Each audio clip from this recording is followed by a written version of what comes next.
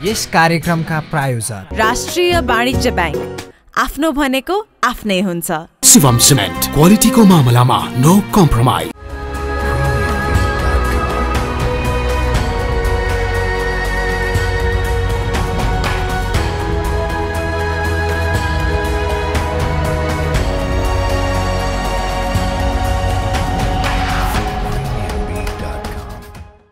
दर्शकवृन्द नमस्कार। उद्यमी संवाद टेलिभिजन कार्यक्रमको अर्को नयाँ श्रृङ्खलामा तपाईलाई स्वागत छ। म विशाल गैरी। बागमती प्रदेश सरकारको उद्योग, पर्यटन, वन तथा वार्ता मन्त्रालयले नेपाल उद्योग परिसंघ र विशाल मिडिया ग्रुपसँगको सहकार्यमा यो टेलिभिजन कार्यक्रम तयार पारेको हो। आजको उद्यमी संवादको श्रृङ्खलामा हामीले बागमती प्रदेश सरकारले राष्ट्रिय वाणिज्य बैंक र विशाल फाउन्डेसनसँगको सहकार्यमा सञ्चालन गरेको युवा उद्यमी प्रवर्धन कार्यक्रम अन्तर्गतको विशेष श्रृङ्खला तयार पारेका छौँ। युवाहरू उद्यमसम्म जोडिनुपर्छ र युवाहरूलाई नेपाली माटोमै उद्यम गर्ने वातावरण निर्माण गर्नुपर्छ भन्ने उद्देश्यका साथ आज हामी युवा उद्यमी प्रवर्धन श्रृङ्खलाको विशेष सन्दर्भ प्रस्तुत गर्दैछौँ।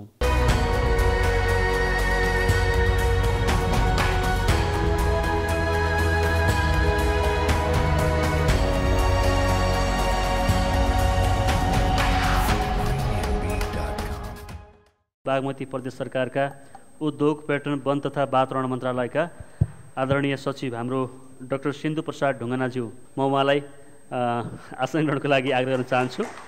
कृषि विकास बैंकका अध्यक्ष जो नेपाल राष्ट्र बैंकका पूर्व कार्यकारी निर्देशक पनि हुनुहुन्छ लक्ष्मी प्रपन्न निर्मला सर। त्यसै गरी म यो सेसनको प्यानलिस्टको रूपमा निकै सफल युवा उद्यमी अमुन थापा र त्यसै गरी हामीसँग राष्ट्रिय वाणिज्य बैंकका deputy executive officer Devendra Raman Khanal sir हुनुहुन्छ, ब्याङ्किङ सेक्टरबाट प्रतिनिधित्व गर्नुहुन्छ र त्यसै गरी हामीसँग यो सामाजिक उद्यमशीलतामा लामो समयदेखि काम गर्दै आउनुभएको विमला श्रेष्ठ पोखरेलज्यू पनि हुनुहुन्छ, सामाजिक उद्यमी हुनुहुन्छ। हाम्रो बागमती प्रदेश सरकार उद्योग, पर्यटन, वन तथा वातावरण मन्त्रालयले यहाँ सहभागी भएका यी युवा साथीहरूबाट के अपेक्षा गर्न चाहन्छ या उद्यमशीलताको प्रवर्धनको लागि, विकासको लागि, स्टार्टअप एन्टरप्रेन्योरसिपको मोमेन्टलाई अगाडि बढाउनको लागि, इकोसिस्टम निर्माणको लागि चाहिँ के प्रक्रिया अगाडि बढाएको छ र के अपेक्षा राख्दछ, म यो जिज्ञासाको समाधान हाम्रो सचिवजीबाट मेट्न चाहन्छु। हस्, धन्यवाद विशालजी। खासमा चाहिँ सरकारले उद्योग खोल्ने चाहिँ होइन, प्राइभेट सेक्टरले उद्योग खोल्ने हो। जस्तो अघि उहाँ साथीले भन्नुभयो जस्तो सरकारले चाहिँ एक खालको कन्ड्युसिभ इन्भाइरोमेन्ट बनाइदिनुपर्छ र अनि त्यसपछि प्राइभेट सेक्टरले यो कामहरू गर्छ। अब त्यहाँ अघि एकजना नेपाल ब्याङ्क लिमिटेडको साथीले के भन्नुभयो भने त्यो मलाई निकै घत लागेको छ। त्यो कुरो यहाँ पनि आवश्यक छ। नेपालमा चाहिँ हाम्रो सबैको रगतमा यो इन्टरप्रेन्योरसिप भन्ने इन्जेक्सन दिनुपर्ने भएको छ भन्नुभयो उहाँले। त्यो चाहिँ त्यसले चाहिँ कस्तो भने अहिले हामीले यो जे गरिराखेका छौँ यहाँहरूलाई एक खालको हामीले बिगारिरहेछौँ भन्छु म सकारात्मक रूपमा। कस्तो भने हामीले पढ्दाखेरि पहिला हामी अब हाम्रो एजमा पढ्दाखेरि हामीलाई के पढाइयो भन्दा विद्याधनम सर्वधनम प्रधानम, विद्या नै भयो भने सबै थोक हुन्छ। त्यस कारणले सबै कुरा छोडिदेऊ। त्यति बेला हाम्रो जमानामा 15 रुपियाँमा महिनाको 15 रुपियाँमा कलेजमा पढ्न पाइन्थ्यो। अहिले हाम्रो पालाको हामी विद्यार्थी हुँदाखेरिको खर्च र तपाईँहरूको खर्च फरक छ। हातमा मोबाइल छ, मोबाइलमा चाहिँ त्यो त्यसै बज्दैन, त्यसमा चाहिँ सिम कार्ड राख्नुपर्छ, त्यसमा त्यसलाई रिचार्ज गर्नुपर्छ। यी विभिन्न कुराहरूले गर्दाखेरि के देखियो भन्दा हाम्रो एक खालको चाहिँ यो मनी इकोनोमी चाहिँ बढिराखेको छ र हामीले गीत पनि त्यही सुन्छौँ होइन। अब गोजीमा सुको नहुने केटो केही पनि काम छैन भनेर हामीले त्यो सुनिराखेका छौँ। केटा मात्रै होइन, केटी मान्छे पनि झन् काम छैन, उहाँहरू झन् डिपेन्डेन्ट हुनुपर्छ। त्यसो भएपछि अब त्यो कहाँबाट चाहिँ आर्जन गर्ने भन्दाखेरि हामीले यो करप्सन गरेर लुटेर त गर्न हुँदैन, इथिकली त्यो कुरो गर्नु भएन। त्यस कारणले इन्डस्ट्रीमा जानु पर्यो, इन्टरप्रेन्योर हुनु पर्यो र उद्योगी हुनु पर्यो। सबै मान्छे उद्योगी हुनु पर्यो र त्यो उद्योगी हुने भनेको चाहिँ एक प्रकारको इन्टरप्रेन्योर अब कल्चरमा चाहिँ सबै जानुपर्छ र नयाँ युवाहरूलाई अझ बढी त्यो कुरो सिकाउनुपर्छ। अब साथीहरू अब लोकसेवामा जानुहोस् पनि भनौँला, तर अब लोकसेवाले कति यहाँ यति जम्मा हुनुभएको, अब वर्षमा 9-10 लाख चाहिँ ब्याचलरहरू ग्रेजुएटहरू निस्किनुहुन्छ। लोकसेवा आयोगमा कति खुल्छ भन्दा अहिले बागमती प्रदेशले अघिल्लो महिना चौथो तहको भनेको त्यो चाहिँ अब हाम्रो पालामा हामी खरदार भन्थ्यौँ, त्यो तहको एसएलसी पास गरेको मान्छेको लगभग 60-70वटा सिट खोल्दाखेरि 56,000 एप्लिकेसन पर्यो। अवस्था त्यस्तो छ। त्यसो भएपछि सबै युवाहरूलाई अब यो सरकारले जागिर दिन पनि सक्दैन र इन्डस्ट्रीहरूले पनि अब एउटा आफ्नो क्षमता हुन्छ। त्यसो भएका हुनाले युवाहरूलाई नै आफैलाई इम्प्लोयर बनाउने, सेल्फ इम्प्लोइड बनाउनेमा जानुपर्छ भन्ने हिसाबले साथीहरूले विशाल फाउन्डेसनले चाहिँ त्यो खालको आइडिया पनि ल्याएको छ। अनि राष्ट्रिय वाणिज्य बैङ्क यहाँ सर बसिरहनु भएको छ, राष्ट्रिय वाणिज्य बैङ्कले त्यस्तो खालको उहाँहरूसँग उहाँहरूको 5 अरबको एउटा चाहिँ त्यो प्रोग्राम छ, प्याकेज छ। त्यसो भएपछि हामी युवाहरूलाई हामी चाहिँ प्रशिक्षण दिन्छौँ, युवाहरूलाई हामी तयार गर्छौँ र उहाँहरूलाई त्यो एक्सेस बढाउन लगाउँछौँ र उद्यमी बनाउँछौँ भन्ने हिसाबले त्यो कार्यक्रम चाहिँ यो राखिएको हो। हाम्रो प्रदेश सरकारको चाहिँ उद्देश्य त्यो नै हो। र त्यसो भएका हुनाले अब यहाँहरूले अब विशाल फाउन्डेसनले अब हामीले विभिन्न खालका चाहिँ मोडेलहरू मतलब राष्ट्रिय व्यक्तित्वहरू निर्माण गरेका छौँ। हरेक वर्ष टेलिभिजनहरूमा हेऱ्यो भने कहिले चाहिँ हास्य कलाकारलाई निकाल्छ एकजना उत्कृष्ट भनेर, कहिले लोकगीतकोलाई निकाल्छ, कहिले कसको निकाल्छ, यो त सबै हामीले देखेका छौँ। तर हामीले त्यसरी उद्योगी बनाएर निकाल्ने, उद्यमी बनाएर निकाल्ने कार्यक्रम हामीले देखेका छैनौँ। त्यो ढङ्गबाट चाहिँ जानुपर्छ र सेलेक्ट गर्दै गर्दै गर्दै साथीहरूलाई युवाहरूलाई चाहिँ त्यो उद्यमी बनाउँदै लानुपर्छ भन्ने आइडियाको हिसाबले यो स्टार्टअप आइडिया आएको छ। यसलाई हामीले यो निरन्तर यो वर्ष हामीले 200 जना भनेका छौँ, यसलाई निरन्तरता दिइन्छ र अर्को वर्ष पनि यो कार्यक्रमहरू अगाडि बढ्छ। यसमा तपाईँहरू सबै चाहिँ उत्साही भएर लाग्नुहोस्। अब सबैको आइडिया सेलेक्सन नहुन नि सक्छ, तर त्यसलाई मर्न नदिनुहोस्। त्यसलाई चाहिँ फेरि अहिले भएन भने राष्ट्रिय वाणिज्य बैङ्कको नभए अर्को प्रदेश सरकारले 3 अरबको फेरि एउटा अर्को लोनको प्याकेज चाहिँ ल्याइराखेको छ। त्यस कारणले पैसा नभएकै कारणले कुनै पनि उद्योगहरू कसैका चाहिँ युवाहरूका चाहिँ इन्टरप्रेन्योरल आइडियाहरू नमरोस् भन्ने कुरा चाहिँ प्रदेश सरकारको हो। त्यसमा चाहिँ हाम्रो विशाल फाउन्डेसनले, राष्ट्रिय वाणिज्य बैङ्कले हामीलाई एक किसिमको सहयोग गरिरहनु भएको छ। धन्यवाद। म अमन थापाज्यूबाट गर्न चाहन्छु। उहाँ युवा उद्यमी सस्तो डिलको प्रमुख पनि हुनुहुन्छ र पछिल्लो समय उहाँहरूले निकै राम्रो सफलता आर्जन गर्नुभएको छ र यहाँ सहभागी सम्पूर्ण युवा साथीहरूलाई यो सस्तो डिलको अवधारणा कसरी आयो र यो सस्तो डिललाई सञ्चालन गर्दै गर्दा यो ई-कमर्स साइटलाई यसका चुनौतीहरू या यसका अवसरलाई सरले कसरी हेर्नु भएको छ? छोटकरीमा भन्दाखेरि सस्तो डिलको यात्रा चाहिँ नि अलमोस्ट 9 इयर्स अगाडि भएको थियो। त्यतिखेर म भर्खर स्टेजबाट फिर्ता आउँदाखेरि नेपालमा इन्टरनेट पेनिट्रेसन रेट भन्छ जुन चाहिँ इन्टरनेटको पहुँच जम्मा 9% थियो। सो समग्र नेपालमा 2011 सालमा इन्टरनेट नै भएको चाहिँ नि घरहरू या मानिसहरू चाहिँ 9% मात्र थियो भने 91% सँग चाहिँ इन्टरनेट थिएन। सो त्यतिखेर अब एउटा म 23 वर्ष युवा भर्खर युएसबाट आउँदाखेरि सबैले एनजिओ आइएनजिओ ब्याङ्कमा जाहिरी खान्छ भनेर सोच्दाखेरि म चाहिँ एउटा सानो 2000 रुपियाँ भाडा लिएर एउटा सानो छिडीमा चाहिँ नि 2 जना साथी लिएर कुर्सी र टेबल चाहिँ एउटा छेउमा एउटा एनजिओको उसमा गार्डनमा फालिरहेको थियो, फाला भनेर मैले उठाइदिएँ। सो त्यहाँबाट चाहिँ हामीले सुरुवात गऱ्यो। सो एकतर्फबाट हेर्दा चाहिँ त्यो मूर्खता नै हो, 9% इन्टरनेट। सो मैले मार्केटमा जाँदाखेरि आफ्नै हुन्छ नि आमालाई या आफ्नै साथीभाइलाई नै बुझाउनु पर्दाखेरि ई-कमर्स त पऱ्यो जाऊ, इन्टरनेट भनेको के होबाट चाहिँ सुरु गर्नु पर्थ्यो। हजुर अहिले 1-2 वर्ष भयो त्यो चाहिँ मैले बुझाउनु परेको छैन र मलाई धेरै खुसी लाग्छ। सो त्यहाँबाट चाहिँ नि सस्तो डिलको यात्रा सुरु हुँदै चाहिँ नि यहाँसम्म अहिले 2021 मा चाहिँ नि आई थिङ्क नेपालको one of the fastest growing industry चाहिँ नि ई-कमर्स हो। हाम्रै कम्पनी एभ्री इयर चाहिँ नि 300% चाहिँ नि ग्रो हुन्छ। धेरै जस्तो इन्डस्ट्रीहरू चाहिँ नि 5 देखि 20% ग्रोथ हुन्छ भने कोभिडको टाइममा झन् डिग्रोथ भएको धेरै उदाहरण छ भने हाम्रो जस्तो कम्पनी चाहिँ 300-400% ग्रो भइरहेको छ। र यो आउने 10 वर्षमा चाहिँ ई-कमर्स चाहिँ अहिले जहाँ हामी छौँ त्यसको चाहिँ नि 10 गुणा ठुलो हुने भन्ने चाहिँ नि हाम्रो अनुमान छ। हस्, थ्याङ्क यू सो मच। म तपाईँसँग फेरि आउँछु। म अब राष्ट्रिय वाणिज्य बैङ्कका डेपुटी एक्जिक्युटिभ अफिसर हुनुहुन्छ देवेन्द्र रमान खनाल सरतर्फ जान चाहन्छु। र आज हामी यो स्टार्टअप खास गरेर यो नयाँ इनोभेसनको कुरा गरिरहेका छौँ। र धेरै युवा साथीहरू उद्यम गर्न चाहनुहुन्छ, व्यवसायी बन्न चाहनुहुन्छ, आफ्नै व्यवसाय गर्न चाहनुहुन्छ, तर अल्टिमेटली पैसामा गएर कुरा रोकिन्छ। काम त गर्नुहुन्थ्यो, आइडिया पनि खत्रै छ मेरो, तर लगानी कसले गरिदिन्छ या पैसा चाहिँ कसरी हुन्छ त? अनि अर्को ब्याङ्कमा चाहिँ हामी जस्ता भर्खरका यङहरूको एक्सेसै पुग्दैन, पहुँचै पुग्दैन। त्यो नभएपछि त अब पैसाले पैसा तान्छ भने जस्तै पैसा दिने निकाय नभएपछि त हामीले अगाडि बढ्न सक्दैनौँ भन्ने उहाँहरूको गुनासो छ। तपाईँहरूसँग आइडिया हुनु पर्यो, त्यो आइडिया चाहिँ उत्पादनसँग रिलेटेड, त्यो कृषि हुनसक्छ, त्यो टुरिज्म हुनसक्छ, त्यो चाहिँ सेक्टर एजुकेसनको सेक्टर हुनसक्छ, कुनै पनि सेक्टर तपाईँहरूले यो काम हामी गर्छौँ भनेर आउनुभयो भने त्यसको लागि राष्ट्रिय वाणिज्य ब्याङ्क सधैँ तपाईँहरूको साथमा छ र यो कार्यक्रमलाई सहयोग गर्न तयार छ। यसमा म यही थप्न चाहन्छु, राष्ट्रिय वाणिज्य ब्याङ्कबाट सहुलियत कर्जाका लागि होस् या स्टार्टअप आइडिया कल कार्यक्रमबाट छनौट भएर सिफारिस भएर र ब्याङ्कले तोकेका मापदण्ड र नियमलाई पुरा गरेर आएका यस्ता आइडियालाई तपाईँले चाहिँ यो लोन प्रवाह गर्नलाई कति समय लाग्छ होला? म तपाईँसँग जिज्ञासा राखेँ। अब के छ भने यो सहुलियतपूर्ण कर्जामा हामी म्याक्सिमम 20 दिनको समय छ। त्यो या त त्यसमा हामी जान सक्छौँ या जान सक्दैनौँ, त्यो तपाईँहरूलाई जानकारी गराउनु पर्ने दायित्व छ ब्याङ्कको, टाइम फ्रेम छ। तर के छ भने हाम्रो साथीहरू छ, जति यङ एन्टरप्रेन्योर साथीहरू हुनुहुन्छ उहाँहरूले चाहिँ पहिलो कुरो भिजन लिएर आउनु पऱ्यो, के गर्ने, के आइडिया हो भन्ने कुरो लिएर आउनु पऱ्यो। पैसा कसरी पाइन्छ होइन, मसँग यो छ, यो काम गर्न मसँग भिजन छ, म त्यो भिजनलाई चाहिँ एक्जिक्युट गर्न मलाई पैसा चाहियो, त्यो पैसा चाहिँ मलाई कसरी पाइन्छ भन्नुभयो भने बल्ल हुन्छ।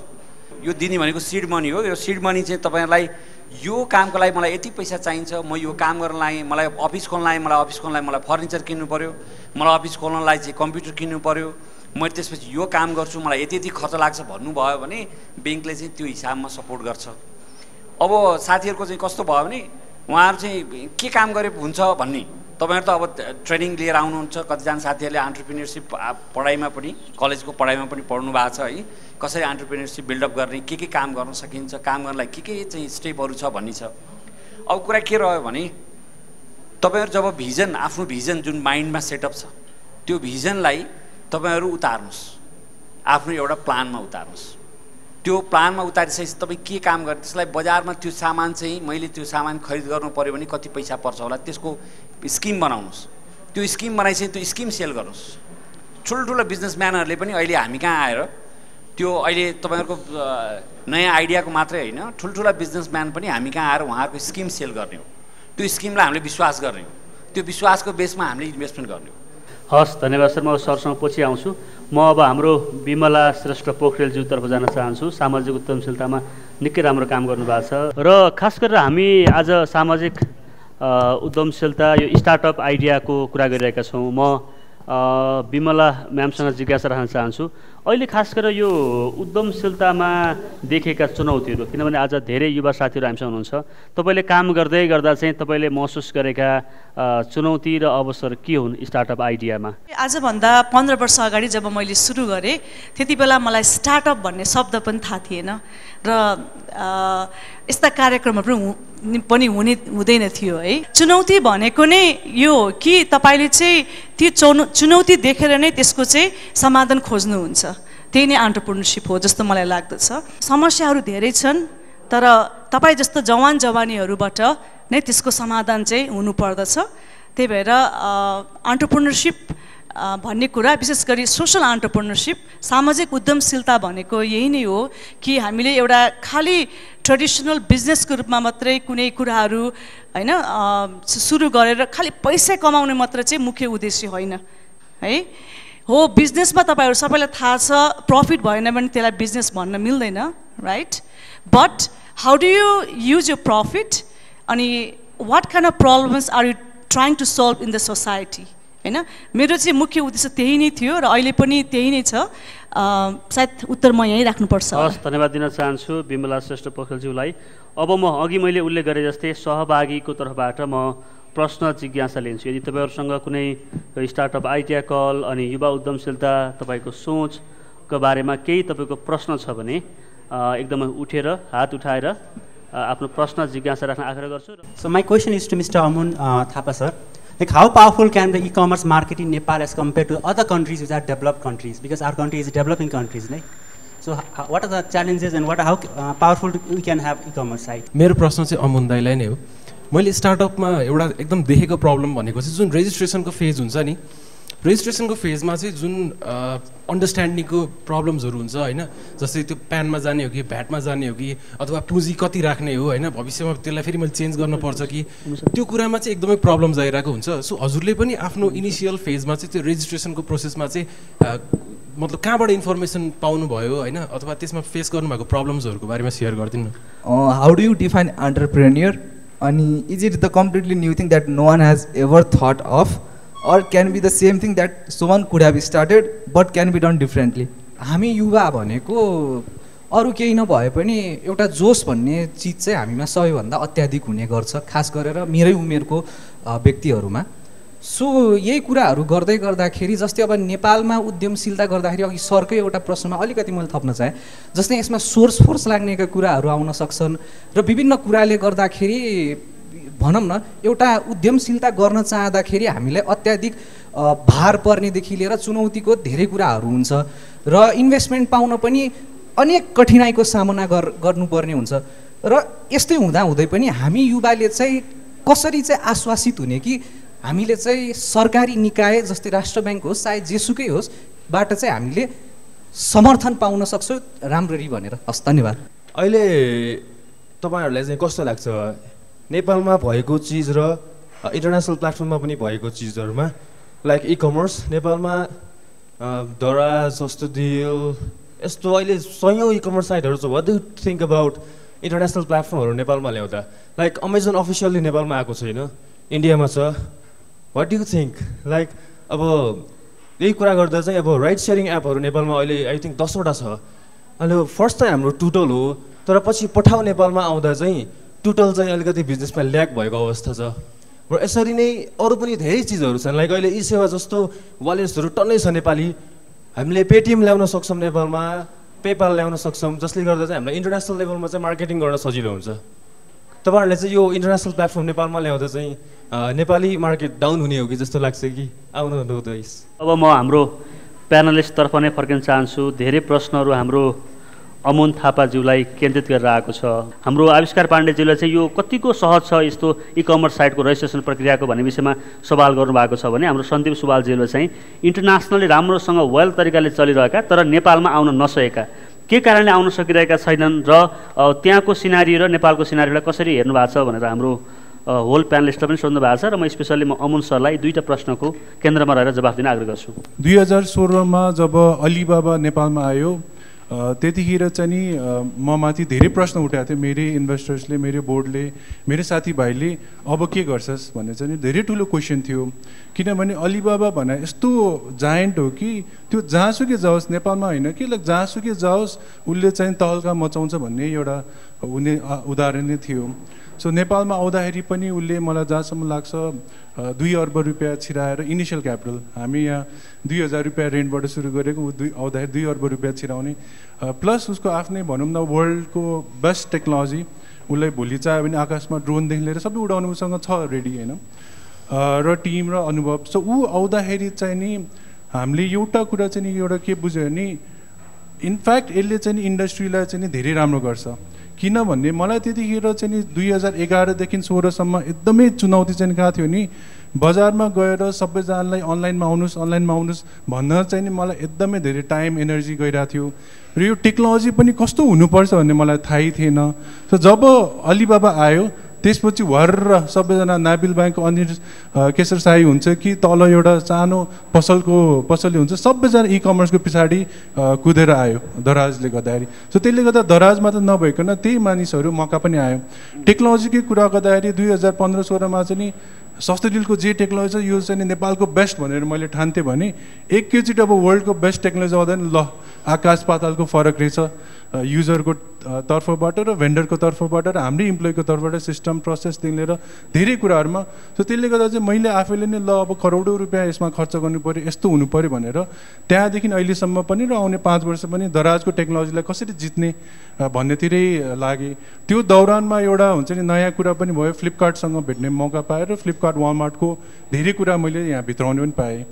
सो भाइले भनेको क्वेसनमा चाहिँ एउटा आन्सर चाहिँ के हो नि, त्यसको राम्रो पक्ष चाहिँ नि त्यो हो, सबै कुरा सिक्न पाउँछ र हाम्रो एक्टमा पनि के भन्छ टेक्नोलोजी ट्रान्सफर भन्ने भन्छ हाम्रो गभर्मेन्टको एक्टमा, त्यो धेरै राम्रो पक्ष हो। अब नराम्रो पक्ष भनेर चाहिँ के हो, अघि मैले एकचोटि मैले त्यसको उदाहरण पनि दिएको थिएँ, ऊ यता छिर्न पाउँछ भने हामी बाहिर जान किन नपाउने होइन, हामी चाहिँ किन नेपालमै सीमित हुनुपर्ने, हामीले किन पैसा बाहिर पठाउन नपाउने, हामीले किन ब्रान्च अफिस गएर बङ्गलादेशमा म्यानमारमा भुटानमा मैले किन खोल्न नपाउने, त्यो चाहिँ नि गभर्मेन्टले चाहिँ नबुझाए भएर चाहिँ एकदमै गाह्रो छ। उसलाई चाहिँ नि छिराउने 100% विदाउट एनी लोकल पार्टनरसिप हामी चाहिँ नि बाहिर जान नसक्ने भन्दाखेरि यो चाहिँ नि अनफेयर कम्पिटिसन चाहिँ नि भएको छ मार्केटमा र यसले गर्दा चाहिँ नि पछि गएर चाहिँ नि एकदमै ठुलो प्रब्लम चाहिँ नि क्रिएट गर्छ जस्तो लाग्छ। पोलिसीमा पनि अब आई थिङ्क पोलिसी इज के भन्छ चिकन एन्ड एग स्टोरी जस्तो लाग्छ होइन। अब आजसम्म पनि गभर्मेन्टको निकायमा इ कमर्स भन्ने एउटा इन्डस्ट्री नै छैन टु बी अनेस्ट। एउटा मैले गएर दर्ता गर्नु पऱ्यो भने इ कमर्स मैले छान्नै पाउँदैन। म तपाईँहरूको तर्फमा के भन्न चाहन्छु नि, एउटा यसमा चाहिँ हामी नडराइकन जे होला एउटा आफ्नो एथिक्स चाहिँ नि कायम राखेर अगाडि बढ्नुपर्छ र गभर्मेन्टलाई बुझाउँदै र सबैलाई बुझाउँदै यसलाई अगाडि बढाउँदै जानुपर्छ। थ्याङ्क यू सो मच अमन थापाज्यू। खास गरी युवा उद्यमीहरूको वित्तीय पहुँचको कुरा गरिरहेका छौँ, वित्तीय साक्षरता कुरा गरिरहेका छौँ, इकोसिस्टमको कुरा गरिरहेका छौँ र बढीभन्दा बढी युवाहरूलाई कसरी हाम्रा कार्यक्रममा आकर्षित गर्न सकिन्छ भनिरहेका छौँ।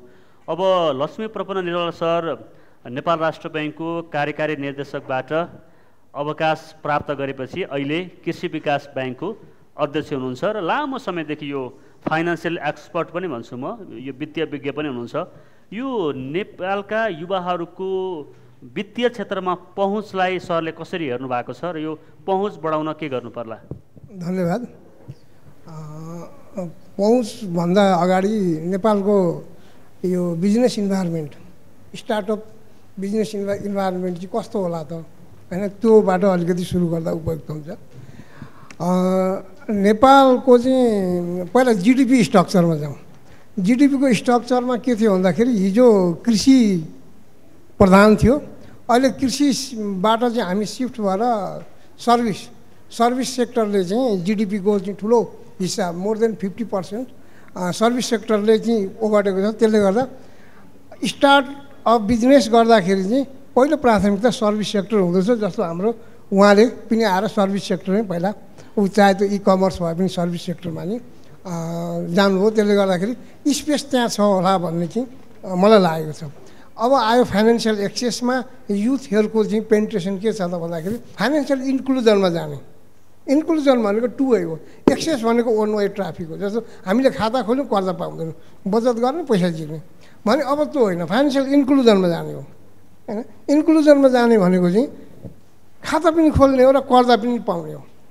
अब यसको सुरुवाती चाहिँ केबाट सुरु भयो भन्दाखेरि अहिले जुन सहुलियतपूर्ण कर्जाबाट, त्यसलाई हामीले के गर्यौँ भन्दाखेरि यो चाहिँ कोलाटर पनि दिन सक्दैन। कोलाटर होइन है, क्यास फ्लोमा तपाईँहरूले क्यास फ्लो बेसमा होइन, मतलब चाहिँ इन्टरप्रिनरको चाहिँ प्रोजेक्ट भाइबल छ भने प्रोजेक्टको एगेन्स्टमा फाइनेन्स गर्ने हो। हस्, म धन्यवाद दिन चाहन्छु लक्ष्मी प्रपन्न निरौला सरलाई। वास्तवमा सरले भने जस्तै हाम्रो नेपालको उत्पादन कम छ, सेवा क्षेत्र र उत्पादनशील क्षेत्र दुवै क्षेत्रमा नेपाल आत्मनिर्भर बन्न सकिरहेको छैन र श्रमलाई सम्मान गर्ने गरी हामीले सानाभन्दा साना कामहरू जो नेपालीहरूले स्वयंले नै गर्न सक्यौँ भने चाहिँ उद्यमशीलताको विकास हुन्छ भन्ने कुरा राख्नुभयो। म सहभागीतर्फ नै फर्किन चाहन्छु।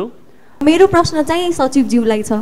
अन्टरप्रेनरसिपको लागि चाहिँ आइडिया भ्यालिडेसन एकदमै इम्पोर्टेन्ट छ भनेर सबै सरहरूले पनि भन्दै गर्दाखेरि हाम्रो चाहिँ कस्तो पनि देख्ने गरिन्छ भने स्टार्टअपहरूले चाहिँ आइडिया भ्यालिडेसनको क्रममा मार्केटमा आफ्नो आइडिया चेक गर्दै गर्दाखेरि हाम्रो नयाँ स्टार्टअपहरूलाई चाहिँ सरकारले 50,000 फाइन तिराइदिने रजिस्ट्रेसन नगरेको हुनाले होइन।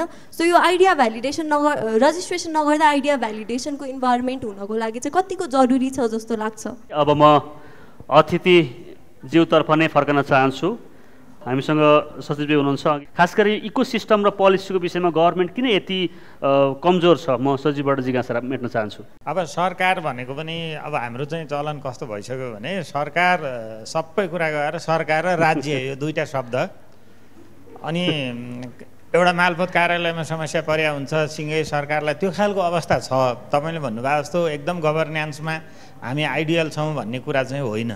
त्यो चाहिँ हामी रियलाइज गर्नुपर्छ र जुन युवाहरूलाई सकेसम्म यो आकर्षण गर्न नसक्नुमा एउटा कारण त्यो पनि हो। त्यसैले अब हाम्रो प्रदेशले चाहिँ के गर्न खोजेको छ भन्दा कानुनी रूपमा हामीसँग कानुन चाहिँ बनिसकिया छ र औद्योगिक व्यवसाय ऐन पनि छ। हामीसँग चाहिँ प्रदेश व्यापार व्यवसाय ऐन पनि छ, दुईवटा ऐन छ र अहिले त्यसलाई हामीले अलिकति संशोधन पनि गर्न खोजिरहेका छौँ। सङ्घको कानुनसँग केही कुराहरू बाजियो भन्ने कुरा एक दुईवटा आयो, जस्तै महिलाहरू अनि दलित र अपाङ्गता भएका व्यक्तिहरूलाई केही हदसम्म छुट दिनुपर्छ, 50% छुट दिनुपर्छ भन्ने कुराहरूलाई समावेश गर्ने र सकेसम्म यसलाई जस्तै अब के चाहिने हो त भन्दाखेरि उद्योगीहरूलाई जाने बित्तिकै घरेलु कार्यालय अथवा जुन अफिस हो त्यसमा दर्ता, आफूले भनेको टाइममा दर्ता होस्, त्यो कुपन सिस्टम होस्, लाइनमा बसेर गर्न पाइयोस्। हामीले खोजेको त अब समयभित्र होस्, यदि नभ्याइने हो भने आज हुँदैन तपाईँहरू भोलि आउनुहोस् भनुन्, कर्मचारीले राम्रोसँग बोलुन्, अब के अरे मुस्कान सहितको सेवा प्रदान गरून्, यो कुरो चाहिँ हो।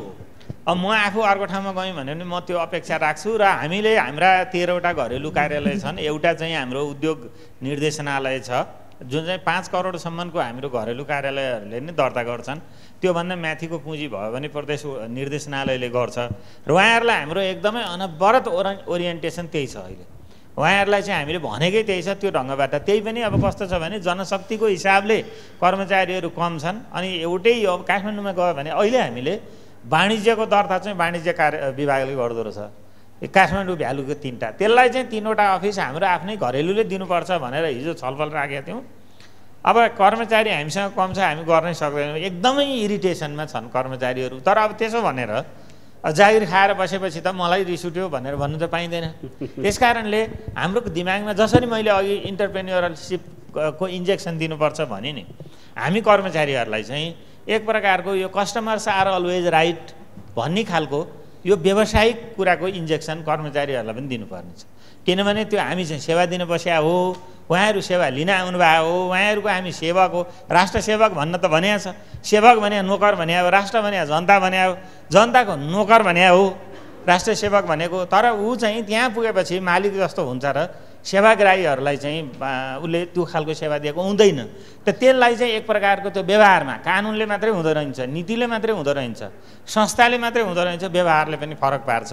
र त्यो व्यवहारिक हिसाबले चाहिँ कसरी उद्यमीहरूलाई सहयोग गर्ने भन्ने नेक्स्ट टाउनमा सम्भवतः हामीले यो हाम्रा कर्मचारीहरूलाई पनि यही खालको यो अहिले त यतापट्टि इन्जेक्सन लाउने कुरा गऱ्यौँ, कर्मचारीलाई इन्जेक्सन दिने पनि हामी कार्यक्रम राख्छौँ। हस्, धन्यवाद दिन चाहन्छु सब्जीलाई। म अमुनजीतर्फ जान चाहन्छु।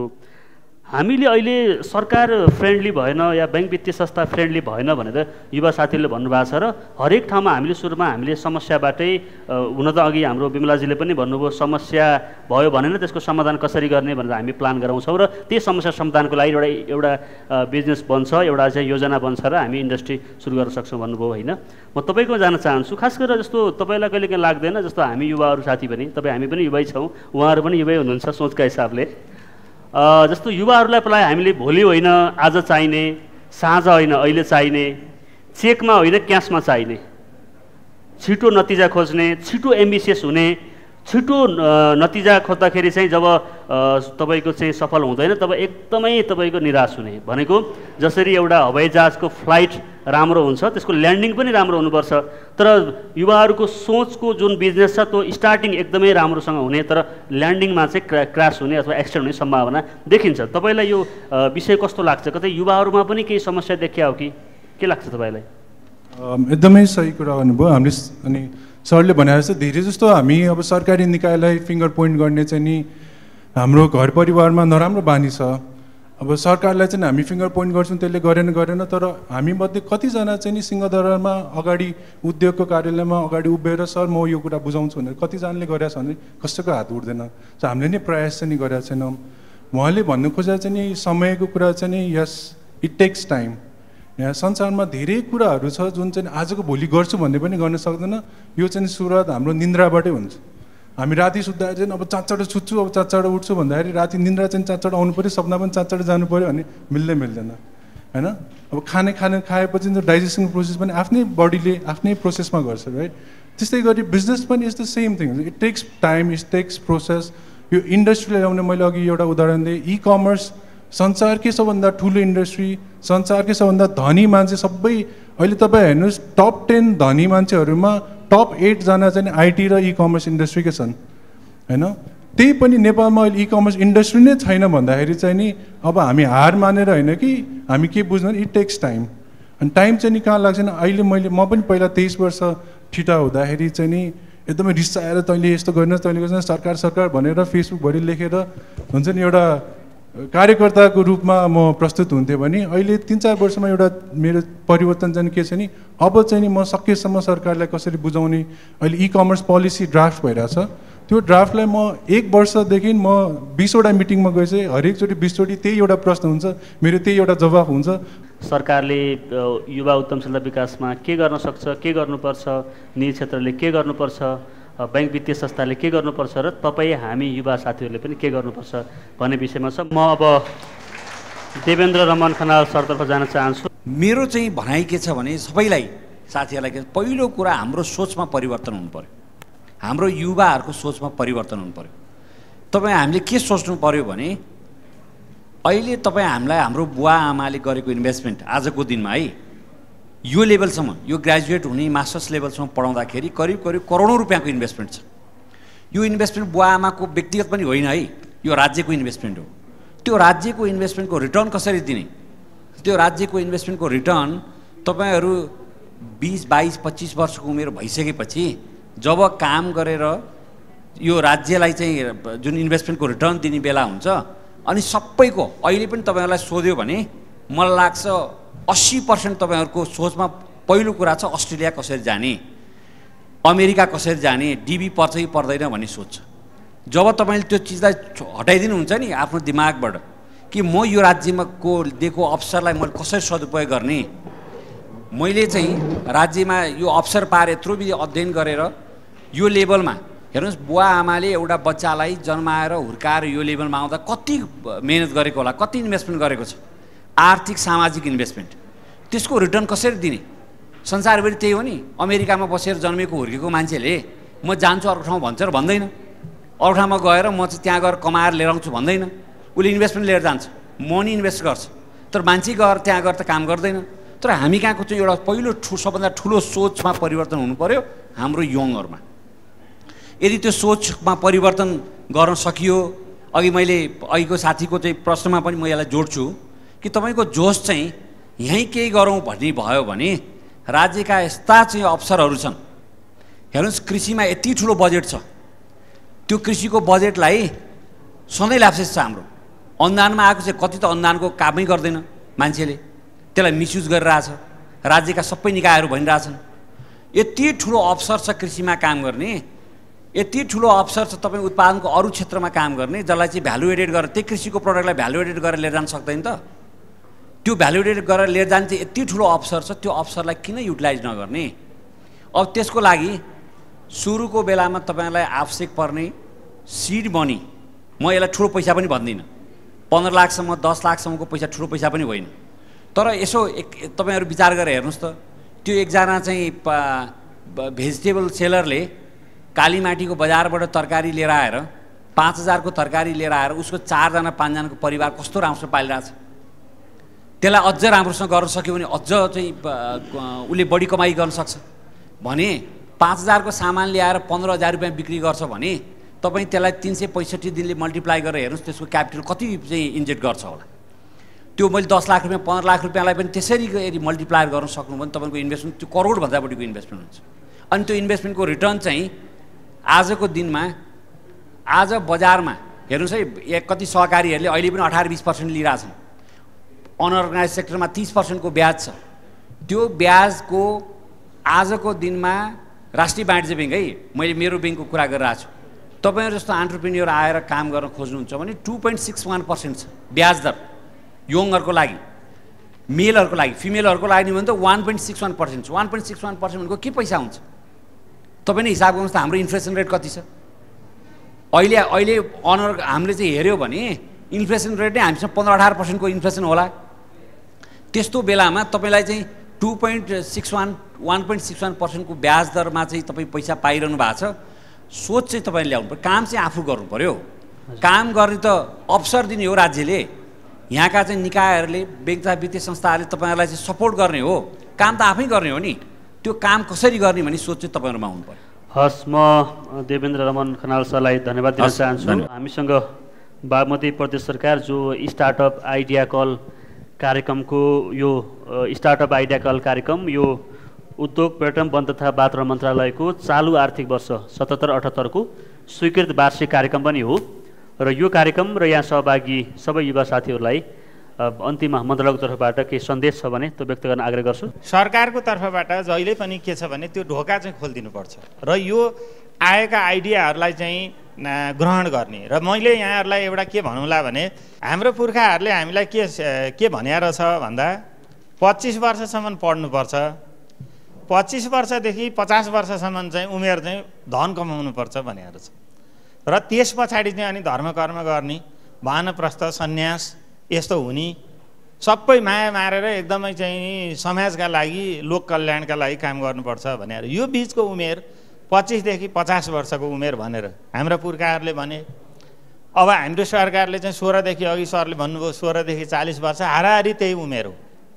र त्यो उमेर नै के हो भन्दा यहाँहरूलाई म के भन्नुला भने मान्छेको दुईटा खुट्टा हुन्छ होइन, दुईटा खुट्टा भएको संसारमा दुईटा जनावर हुन्छ, एउटा मान्छे हुन्छ एउटा चरा हुन्छ। त्यसैले दुईटा खुट्टा हुने जनावरको के हुन्छ भन्दा कि उनीहरू उड्न सक्छन्, त्यो भनेको पनि एकदमै चाहिँ उड्ने क्षमता हुन्छ कि सोच्ने क्षमता हुन्छ। अब यसो भन्दाखेरि अहिले मेरो विचारमा तपाईहरु सबै दुईटा खुट्टा भएकै मान्छे हुनुहुन्छ जस्तो मलाई लाग्छ। तर केही वर्षपछि तपाईहरुको चारवटा खुट्टा हुन्छ। कतिको भाषा छैन होला, मेरो विचारमा भाषा छैन। चारवटा खुट्टा हुने बित्तिकै के हुन्छ भन्दा धेरै आइडियाहरू सोच्ने कुराहरू घट्छ। चारवटा खुट्टा के को हुन्छ? जनावरको हुन्छ, गाईको हुन्छ, हात्तीको हुन्छ। सोच्ने जनावरको भनेको बिहे गरेपछि चारवटा खुट्टा हुन्छ हाम्रो। त्यसैले अहिले सोच्ने फुर्सद हुँदाखेरिकै युवाहरूलाई दुईटा खुट्टा भएकोलाई हामीले यहाँ चाहिँ समात्न खोजेका छौँ। र त्यसपछि अझ अर्को दुईटा खुट्टा चारवटा खुट्टा थपियो भने आठवटा खुट्टा हुन्छ। आठवटा खुट्टा के को हुन्छ? किराको हुन्छ होइन, माकुराको हुन्छ। अनि त्यहीँ वरिपरि रिङै न उड्न सक्छ न सोच्न सक्छ।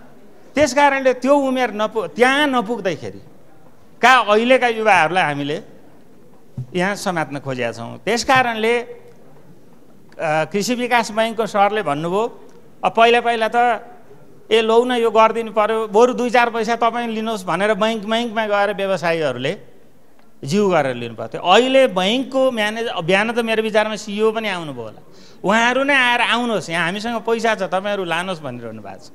यो ठुलो अवसर छ। अब सरकारको तर्फबाट हामी अब दर्ता गर्न समस्या छ, के झन्झट छ, दुनियाँ छ, फोर्स दुनियाँ भन्ने कुरा आउँछ। त्यस्तो होइन, फ्री एकदम फेयर हुन्छ। तपाईँहरूको आइडिया चाहिँ ल्याउनुहोस्, त्यसलाई हामी सहयोग गर्छौँ भनिरहेको छौँ। त्यस कारणले यस्तो बेला यहाँहरू सबै युवा साथीहरूलाई म अनुरोध गर्छु र अनि पहिला नै उद्यम गरिराख्नु भएका साथीहरूले सेयर पनि गरिरहनु भएको छ यो यसरी गर्न सकिन्छ भनेर। आइडियाहरू त उहाँहरूले दिएको आइडिया लिनुपर्छ।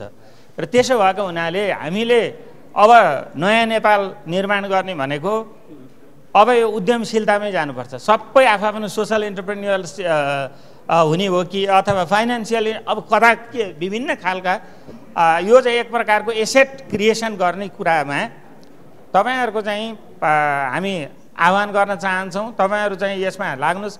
अब यो भनेर फेरि पढाइ छोडेर भोलि चाहिँ झोला बोकेर बैङ्क जाने भने होइन, त्यो आइडियाहरू चाहिँ बनाउनुहोस् र त्यो आइडियालाई क्रमशः चाहिँ हामीले त्यसलाई मटेरियलाइज गर्ने कुरामा मेरो विचारमा कृषि विकास बैङ्कको अहिले त त्यो सरकारले गर्नु भनेको त्योभन्दा बढी पनि अब पैसाहरू चाहिँ पैसा क्रिएट गर्ने जेनेरेट गर्ने कुरा चाहिँ बैंकमा यस्ता बैंक थुप्रो छन्। त्यसैले पैसा नभएकै कारणले समस्या अथवा सरकारले सहयोगै नगरेको कारणले समस्या वा सिकाउँदै नसिकाउने एकदम ट्रेड सिक्रेट भनेर पहिलाका व्यवसाय उद्यमीहरूले चाहिँ आफ्नो कुरा चाहिँ सेयरै नगर्ने समस्या, त्यस्तो कुरालाई यो ब्रेक गर्न खोजिया छ।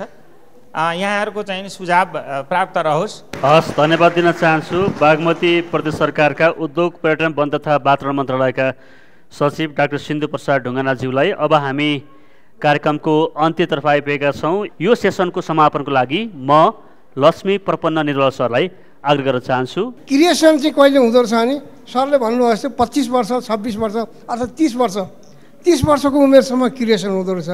त्यस कारणले हामीले बिजनेसको क्रिएसन गरौँ।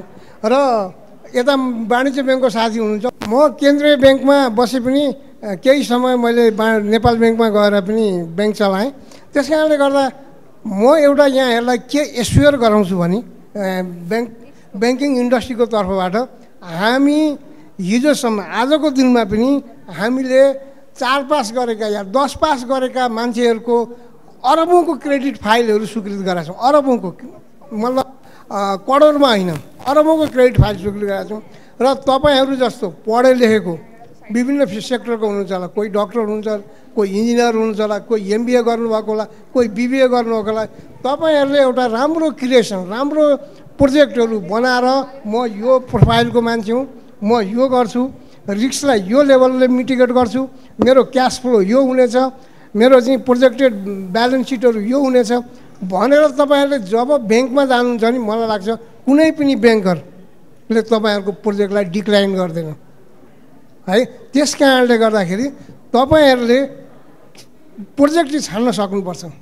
त्यो प्रोजेक्ट चाहिँ भाएबल होस्, ब्याङ्केबल होस्, क्यास फ्लो चाहिँ त्यसको चाहिँ प्रोजेक्टेड क्यास फ्लो एकदमै जस्टिफाई होस्। यो भयो भने कुनै पनि ब्याङ्कले, मैले अघि भने अहिलेसम्म हामीले त्यही 4 पास गरेका मान्छेहरूले बिजनेस गरिरहेका छन्, तिनीकै लोन अप्रुभ गरिरहेको छौँ। तर तपाईँहरू जस्तो इन्टरप्रिनर जानुभयो भने मलाई लाग्छ कुनै पनि ब्याङ्कले डिक्लाइन गरिदिनु तपाईँहरूको प्रोजेक्ट। त्यस कारणले एउटा इन्भाइरोमेन्ट बनाएको छ। लोकल गभर्मेन्ट प्रदेश सरकारहरूले तपाईँहरूलाई चाहिँ सहयोग गर्न हात बढाइरहेको छ। केन्द्रीय ब्याङ्कले त्यही किसिमका चाहिँ फाइनेन्सियल इन्क्लुजनका प्रोग्रामहरू रेगुलेसनहरू ल्याएको छ। र एउटा चाहिँ लगानी मैत्री वातावरण चाहिँ युथहरूका लागि पनि लगानी मैत्री वातावरण सिर्जना हुँदै गएको छ।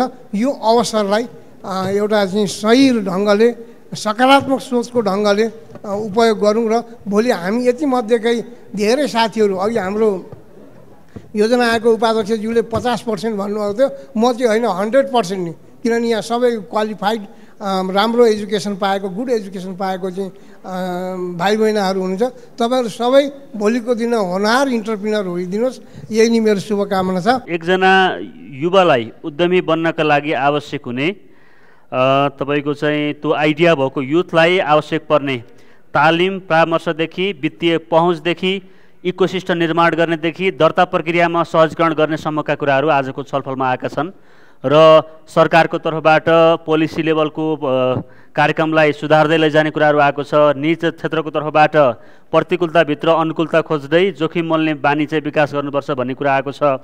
ब्याङ्क वित्तीय संस्थाको तर्फबाट यो धेरै पहिलाको कुरा हुनसक्छ, 10-15 वर्ष पहिला ब्याङ्कमा पहुँच नहुने कुरा अहिले सर्वसुलभ र ब्याङ्कै CEO डेपुटी CEOहरू आएर पैसा लैजानुहोस् भनिरहनु भएको छ भन्ने कुरा आएको छ। र यसले के निष्कर्ष निकाल्छ भने यो आजको संवादले, आजको यो युवा उद्यमशीलता चुनौती र अवसर भन्ने शीर्षकले, चुनौती र अवसरमा चुनौतीहरू छन् तर ती चुनौती भनेका स्वयं युवाहरूमा छन्। युवाहरूको जोसलाई, निरन्तरतालाई, युवाहरूको क्षमतालाई, आइडियालाई बिजनेसमा लैजाने र बिजनेसलाई निरन्तरता दिने कुरामा छन् जस्तो लाग्छ। समय र संवादलाई धन्यवाद दिन चाहन्छु।